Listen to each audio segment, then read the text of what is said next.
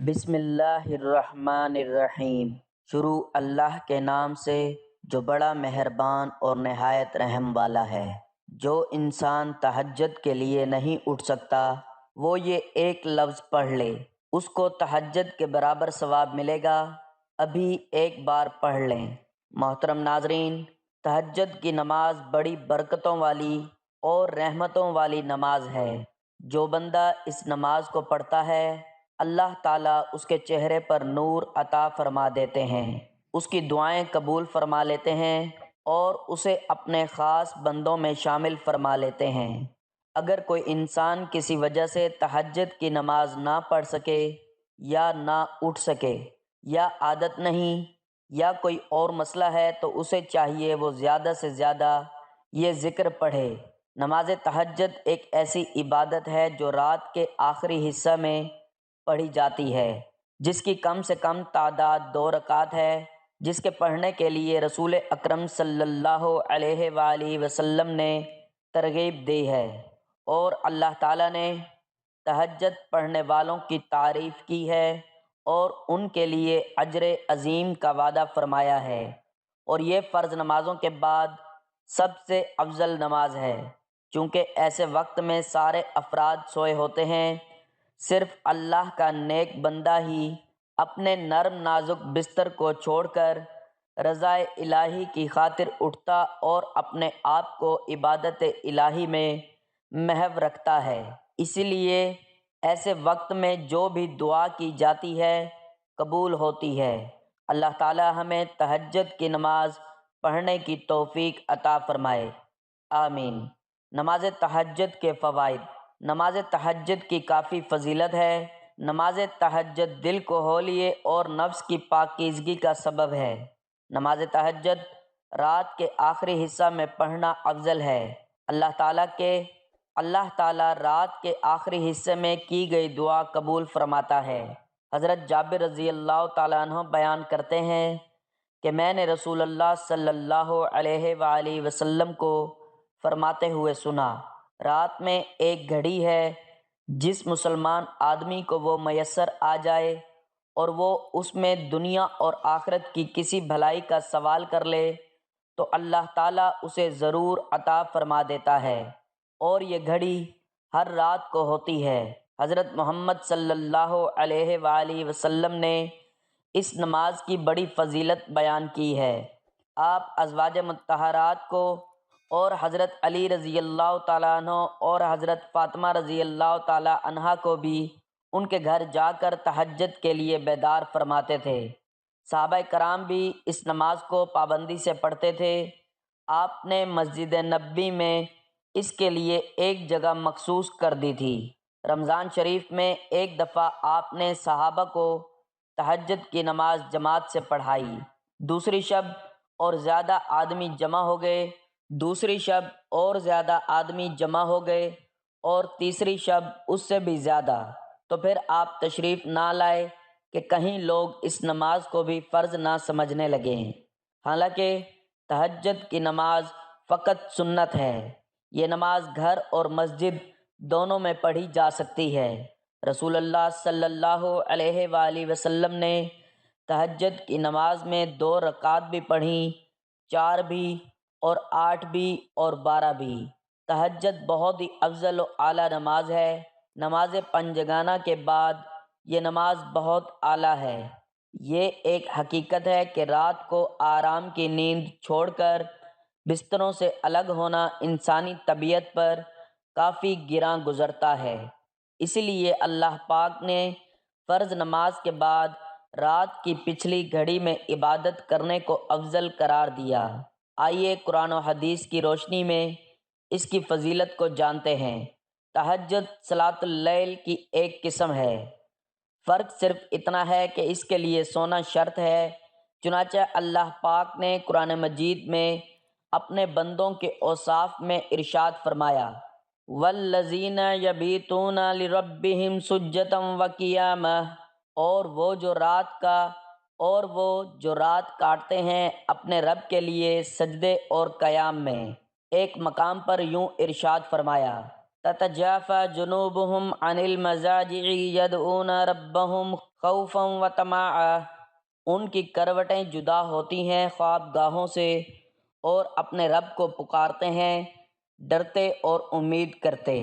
حضرت سیدنا عبداللہ بن مسعود رضی اللہ تعالیٰ عنہ سے روایت ہے کہ حضور سرور کونین صلی اللہ علیہ وآلہ وسلم نے ارشاد فرمایا، ہمارا رب دو شخصوں سے بہت خوش ہوتا ہے، ایک وہ شخص جو اپنے بستر، اپنے لحاف، اپنے پیاروں، اپنے گھر والوں کے درمیان سے کود کر نماز کے لیے کھڑا ہو۔ رب تبارک و تعالی فرماتا ہے، اے میرے فرشتوں، میرے اس بندے کو دیکھو کہ اپنے بستر اور لحاف سے، اپنے پیاروں اور گھر والوں کے درمیان سے نماز کے لیے اٹھ کھڑا ہوا، میرے ثواب کی رغبت کرتے اور میرے عذاب کا خوف کرتے۔ اور ایک وہ شخص جو اللہ کی راہ میں جہاد کرے تو اپنے ساتھیوں کے ساتھ بھاگ جائے، پھر غور کرے کہ اس پر بھاگنے میں کیا عذاب ہے اور لوٹنے میں کیا ثواب ہے تو لوٹ پڑے حتیٰ کہ اس کا خون بہا دیا جائے، تو رب تعالیٰ فرشتوں سے فرماتا ہے، میرے بندے کو دیکھو، میرے ثواب میں رغبت اور میرے عذاب سے خوف کرتے ہوئے لوٹ پڑا حتیٰ کہ اس کا خون بہا دیا گیا۔ تہجد کے متعلق فرمان مصطفیٰ صلی اللہ علیہ وآلہ وسلم۔ حضرت سیدنا ابو مالک اشعری رضی اللہ تعالیٰ عنہ سے روایت ہے کہ رحمت والے نبی صلی اللہ علیہ وآلہ وسلم نے فرمایا، بے شک جنت میں کچھ ایسے محلات ہیں جن میں آر پار نظر آتا ہے۔ اللہ پاک نے وہ محلات ان لوگوں کے لیے تیار کیے ہیں جو محتاجوں کو کھانا کھلاتے ہیں، سلام کو عام کرتے اور رات کو جب لوگ سو رہے ہوں تو نماز پڑھتے ہیں۔ جو شخص رات میں بیدار ہو اور اپنے اہل کو جگائے، پھر دونوں دو دو رکعات پڑھیں تو کثرت سے یاد کرنے والوں میں لکھے جائیں گے۔ میری امت کے بہترین لوگ حاملین قرآن اور رات کو جاگ کر اللہ پاک کی عبادت کرنے والے ہیں۔ رسول اللہ صلی اللہ علیہ وآلہ وسلم نے ایک مرتبہ صحابہ کرام رضوان اللہ علیہم اجمعین میں سے کسی کو ارشاد فرمایا، یعنی رات کو زیادہ نہ سویا کرو، کیونکہ رات کو بہت سونے والا بروز قیامت نیکیوں کے سلسلے میں فقیر ہوگا۔ تہجد اور بزرگان دین۔ حضرت سیدنا امام جنید بغدادی رحمۃ اللہ علیہ کو بعد وصال کسی نے خواب میں دیکھا تو پوچھا، اے ابو القاسم، بعد وفات آپ کے ساتھ کیا معاملہ ہوا؟ کچھ ارشاد فرمائیے۔ فرمایا، علمی ابحاث اور علمی نکات کی باریکیاں کام نہ آئیں مگر رات کی تنہائی میں ادا کی جانے والی نماز تہجد نے خوب فائدہ پہنچایا۔ حضرت سیدنا حسن بصری رحمۃ اللہ علیہ سے پوچھا گیا، تہجد گزار لوگوں کے چہرے دیگر لوگوں سے زیادہ خوبصورت کیوں ہوتے ہیں؟ تو آپ نے فرمایا، وہ اللہ پاک کے لیے تنہائی اختیار کرتے ہیں تو اللہ پاک انہیں اپنے نور کا لباس پہنا دیتا ہے۔ امام جلال الدین سیوطی رحمۃ اللہ علیہ نماز تہجد باقاعدگی سے ادا فرمایا کرتے تھے، اگر کبھی رہ جاتی تو اتنے پریشان ہوتے یہاں تک کہ بیمار پڑ جاتے۔ حضرت سیدنا عبداللہ بن مسعود رضی اللہ تعالیٰ عنہ کی بارگاہ میں عرض کی گئی، ہم رات کو نماز کے لیے قیام نہیں کر پاتے۔ ارشاد فرمایا، تمہارے گناہوں نے تمہیں اپاہج بنا دیا ہے۔ حضرت سیدنا حسن بصری رحمۃ اللہ علیہ سے عرض کی گئی، ہم سے رات کا قیام نہیں ہو پاتا۔ فرمایا، گناہوں نے تمہارے پاؤں میں بیڑیاں ڈال دی ہیں۔ ناظرین اکرام، تہجد کی نماز ایک بہت ہی قیمتی اور افضل نماز ہے، بلکہ فرائض کے بعد اس سے زیادہ بہتر کوئی نماز نہیں، اس لیے کہ رات کے اندھیرے میں جب لوگ سو رہے ہوتے ہیں اور غفلت کا ماحول ہوتا ہے اور نفس بھی کسی طرح بستر چھوڑنے پر راضی نہیں ہوتا، ایسے میں جب کوئی شخص اپنی نیند اور آرام و راحت کو چھوڑ کر اللہ کے حضور کھڑا ہوتا ہے تو یہ بندے کی جانب سے بہت بڑی قربانی ہوتی ہے، اور جب قربانی بڑی ہو تو رب کی مہربانی بھی بڑی ہوتی ہے۔ اسی لیے احادیث طیبہ کے مطابق یہ نماز بندے کے لیے اللہ پاک کے سب سے زیادہ قرب کا باعث بنتی ہے۔ اللہ پاک ہمیں نماز تہجد کی پابندی نصیب فرمائے، آمین۔ فرائض کے بعد سب سے زیادہ فضیلت والی نماز تہجد ہے۔ رات کو اٹھ کر اللہ تعالیٰ کی بارگاہ میں حاضری دینا، یہ ایک ایسا عمل ہے جس کی وجہ سے انسان دنیا میں بڑے بڑے مرتبے حاصل کر لیتا ہے۔ رات کی تنہائی میں بندہ راحت اور آرام کو چھوڑ کر سردی اور گرمی کی شدت برداشت کر کے وضو کر کے جب بندہ اللہ تعالیٰ کی بارگاہ اقدس میں حاضر ہوتا ہے تو وہ اللہ تعالیٰ کا قرب تلاش کرتا ہے اور اللہ تعالیٰ کی رحمت جوش میں آتی ہے اور وہ اپنے بندوں کو اپنے قرب و لطف سے مالا مال فرما دیتا ہے۔ نماز تہجد پڑھنے سے دل کو سکون میسر آتا ہے، دعائیں قبول ہوتی ہیں اور چہرہ منور ہو جاتا ہے۔ حضرت حسن بصری رحمۃ اللہ علیہ سے پوچھا گیا کہ تہجد پڑھنے والوں کا چہرہ اتنا حسین کیوں ہوتا ہے؟ آپ نے فرمایا، جب وہ اپنے رب کے ساتھ خلوت اختیار کرتے ہیں تو اللہ تعالیٰ ان پر اپنے نور کا لباس چڑھا دیتا ہے۔ رات کو اٹھ کر اللہ تعالیٰ کی بارگاہ میں حاضری دینا اللہ تعالیٰ کے خاص بندوں کا عمل ہے۔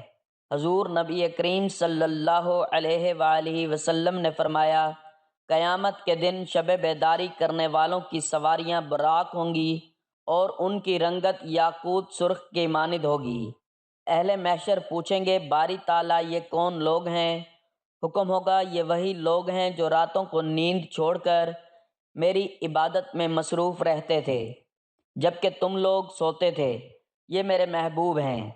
حضرت ابو امامہ رضی اللہ تعالیٰ عنہ سے روایت ہے کہ رحمت عالم صلی اللہ علیہ وآلہ وسلم نے ارشاد فرمایا، مفہوم: تم ضرور قیام لیل کیا کرو، نماز تہجد پڑھا کرو، کیونکہ وہ تم سے پہلے صالحین کا شیوہ، شعار اور طریقہ رہا ہے اور قرب الہی کا تمہارے لیے خاص وسیلہ ہے، اور وہ برائیوں کو مٹانے والی اور معاصی سے محفوظ رکھنے والی چیز ہے۔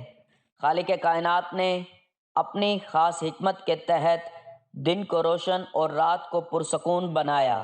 رات کے سناٹے میں جیسا سکون عموماً آرام میں اور خصوصاً عبادت میں ملتا ہے، ویسا کسی دوسرے وقت میں نہیں ملتا۔ یہی وجہ ہے کہ رات کی تنہائی میں عوام تو خواب غفلت میں مست ہوتے ہیں مگر خاص یاد الہی میں مشغول ہوتے ہیں، بلکہ یہ لوگ رات کا انتظار کرتے ہیں۔ نماز تہجد کی 4 خصوصیات۔ نماز تہجد کی پہلی خصوصیت یہ ہے کہ وہ دور قدیم سے صلحاء کا شعار، طریقہ اور ان کی عبادت رہی ہے۔ اس میں 2 باتوں کی طرف اشارہ ہے، ایک تو یہ کہ جب امم سابقہ کے اولیاء اور صالحات نماز تہجد کا اہتمام کرتے تھے تو تمہیں بطریق اولیٰ اس کا اہتمام کرنا چاہیے کیونکہ تم تو خیر الامم ہو۔ دوسرا اس طرف اشارہ ہے کہ نماز تہجد صالحین کا شیوہ ہے، جو اس کا اہتمام نہیں کرتا وہ صالحین کاملین میں سے نہیں۔ ایک حدیث کا مفہوم: میری امت کے شرفاء حاملین قرآن کو پڑھنے، سمجھنے اور اس پر عمل کرنے والے اور تہجد گزار لوگ ہیں۔ نماز تہجد کی دوسری خصوصیت یہ ہے کہ وہ قرب الہی کا وسیلہ ہے، اس سے رب کریم کی قربت و محبت نصیب ہوتی ہے۔ حدیث کا مفہوم ہے، اللہ تعالیٰ اپنے بندے کے سب سے زیادہ قریب رات کے آخری پہر میں ہوتا ہے، لہٰذا تم بھی اس وقت اس کو یاد کرنے والوں میں ہو سکتے ہو تو ضرور ہو جاؤ۔ تہجد اور ذکر اللہ کے ذریعے اس کا قرب بآسانی حاصل ہو سکتا ہے۔ ظاہر ہے کہ ایک بندے کے لیے اس سے بڑی کوئی سعادت ہرگز نہیں ہو سکتی، کیونکہ ساری شریعت، عبادات اور طاعات سے مقصود معبود حقیقی کی قربت و محبت ہی تو ہے، جو نماز تہجد سے بآسانی حاصل ہوتی ہے۔ ملا علی قاری رحمۃ اللہ علیہ فرماتے ہیں، اس میں اس حدیث قدسی کی طرف اشارہ ہے جس میں رب العالمین نے فرمایا کہ بندہ برابر نوافل کے ذریعے میرا قرب حاصل کرتا رہتا ہے یہاں تک کہ میں اس سے محبت کرنے لگتا ہوں، اور نوافل میں افضل ترین نماز تہجد ہے۔ جیسا کہ حدیث کا مفہوم ہے، فرض نمازوں کے بعد سب سے افضل تہجد کی نماز ہے، لہٰذا اللہ تعالیٰ کی محبت اور قربت کے حصول کا یہ اہم ترین ذریعہ اور وسیلہ ہے۔ حضرت شیخ الزماں فرماتے ہیں کہ صوفیاء اور عشاق کے لیے تہجد مثل براق کے ہے، جیسے شب معراج میں حضور صلی اللہ علیہ وآلہ وسلم براق کے ذریعے آن کی آن میں کہاں سے کہاں پہنچ گئے، ایسے ہی صوفیاء بھی تہجد کے ذریعے کہاں سے کہاں پہنچ جاتے ہیں۔ نماز تہجد کی تیسری خصوصیت یہ ہے کہ وہ کفارہ سیئات کا ذریعہ ہے۔ ارشاد باری تعالیٰ کا مفہوم ہے کہ نیکیاں برائیوں کو مٹا دیتی ہیں اور نماز تہجد بہت بڑی نیکی ہے۔ اس سے حق تعالیٰ گناہوں کو مٹاتے ہیں، جیسے موسم پت جھڑ میں تیزی و تند ہوا درخت سے سوکھے پتوں کو گرا دیتی ہے، اسی طرح نماز تہجد گناہوں کو مٹا دیتی ہے۔ اس کی چوتھی خصوصیت یہ ہے کہ وہ گناہوں سے بچاتی ہے اور ترک معاصی سے تہجد کی توفیق نصیب ہوتی ہے، اور تہجد سے حفظ معاصی کی توفیق ملتی ہے۔ حدیث میں ہے کہ حضور صلی اللہ علیہ وآلہ وسلم سے کسی کے متعلق یہ شکایت کی گئی کہ فلاں آدمی رات کو تہجد تو پڑھتا ہے مگر دن میں چوری کرتا ہے۔ آپ صلی اللہ علیہ وآلہ وسلم نے فرمایا، ان قریب اس کو تہجد کی نماز برائی سے روک دے گی، کیونکہ نماز کی یہی خاصیت ہے کہ اگر اسے صحیح طریقہ پر قائم کیا جائے تو وہ نمازی کو برائی سے روکتی ہے۔ الغرض نماز اور تہجد سے حفظ معاصی کی توفیق ملتی ہے۔ حضرت حسن بصری رحمۃ اللہ علیہ کی خدمت میں ایک شخص حاضر ہو کر کہنے لگا، حضرت تہجد کی توفیق نہیں ملتی، کوئی ترتیب بتلائیں۔ تو آپ رحمۃ اللہ علیہ نے فرمایا، دن میں معاصی سے اجتناب کرو تو رات میں تہجد کی توفیق نصیب ہوگی۔ معلوم ہوا کہ ترک معاصی اور توفیق تہجد لازم و ملزوم ہیں۔ اللہ تعالی ہمارے تمام گناہوں کو معاف فرما دیں، آمین۔ ایک حدیث میں پیارے نبی صلی اللہ علیہ وآلہ وسلم نے فرمایا، اے لوگو، جو بندہ تہجد کی نماز کسی وجہ سے نہ پڑھ سکے تو اسے چاہیے زیادہ سے زیادہ سبحان اللہ و بحمدہ سبحان اللہ العظیم۔ اے لوگو، جو بندہ تہجد کی نماز کسی وجہ سے نہ پڑھ سکے تو اسے چاہیے زیادہ سے زیادہ سبحان اللہ و بحمدہ سبحان اللہ العظیم کو زیادہ سے زیادہ پڑھے۔ حضرت ابوذر رضی اللہ تعالیٰ عنہ سے روایت کی کہ رسول اللہ صلی اللہ علیہ وآلہ وسلم سے سوال کیا گیا، اللہ کے ذکر کے لیے کون سا کلمہ افضل ہے؟ آپ صلی اللہ علیہ وآلہ وسلم نے فرمایا، جسے اللہ نے اپنے فرشتوں کے لیے یا ان سمیت اپنے تمام بندوں کے لیے منتخب فرمایا ہے، سبحان اللہ و بحمدہ سبحان اللہ العظیم۔ ہر نعمت کے لیے اللہ کی حمد کے ساتھ ہر ناشایانہ چیز سے اس کی پاکیزگی بیان کرتا ہوں۔ صحیح مسلم کی روایت میں نبی کریم صلی اللہ علیہ وآلہ وسلم سے منقول ہے کہ جو شخص 100 مرتبہ اللہ کی تسبیح سبحان اللہ بیان کرے، اللہ تعالیٰ اسے 1000 نیکیاں عطا فرماتے ہیں۔ نیز صحیح مسلم کی دوسری روایت میں سبحان اللہ کے ساتھ و بحمدہ پڑھنے کا اضافہ ہے، اور اس کی فضیلت یہ ارشاد فرمائی گئی ہے کہ جو شخص روزانہ 100 مرتبہ یہ تسبیح پڑھتا ہے اس کے گناہ معاف کر دیے جائیں گے، اگرچہ وہ سمندر کی جھاگ کے برابر ہوں۔